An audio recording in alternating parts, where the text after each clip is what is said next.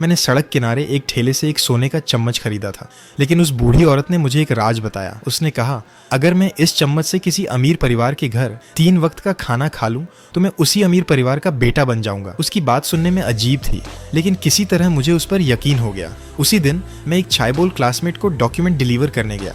उसका आलीशान घर देखकर अमीर बनने की मेरी चाह और भी मजबूत हो गई। लेकिन जैसे ही मैं उसके सामने पहुंचा, वहां मौजूद एक अमीर वारिस ने सबके सामने मेरा अपमान किया।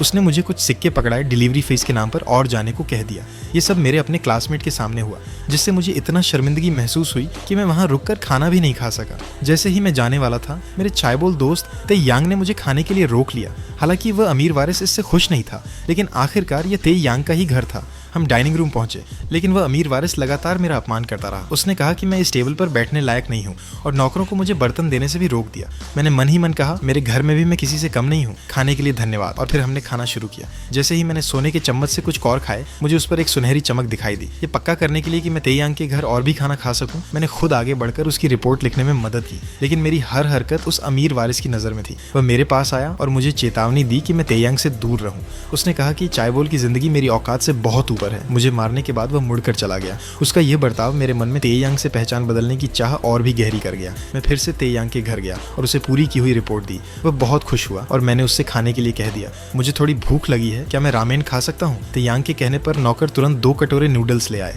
मैंने अपना सोने का चम्मच निकाला और जैसे ही खाने वाला था, तेयांग के पिता घर लौट आए। मुझे वहां देखकर वह हैरान रह गए। सबके सामने उन्होंने अपने बेटे को डांटा। उन्होंने कहा कि गरीब लोगों से दोस्ती करना समय की बर्बादी है। पिता की डांट के सामने तेयांग कुछ नहीं बोल सका। उसने मेरे सामान पैक किए और मुझे घर से बाहर निकाल दिया, लेकिन दरवाजे पर पहुंचकर मैं रुक गया। दूसरा खाना बस 1 कदम दूर था और उसके पिता ने सब बर्बाद कर दिया था। हाथ में सोने का चम्मच पकड़कर मुझे बहुत गुस्सा आया। जब कोई नहीं देख रहा था, मैं चुपचाप वापस गया। एक नौकर की कटोरी उठाई और खाने लगा। इस तरह जल्दी जल्दी खाते हुए मैंने चायबोल घर का दूसरा खाना पूरा कर लिया। उसी पल तेयांग के पिता और उसकी सौतेली माँ वहां आ गए। मैं बुरी तरह घबरा गया और जल्दी से जाने लगा। तभी उसकी सौतेली माँ ने देखा कि मैं अपने बर्तन भूल गया हूँ। घिन से भरा चेहरा बनाकर उसने मुझे रोक लिया और मेरा चम्मच और लकड़ी का डिब्बा मेरी तरफ बढ़ा दिया।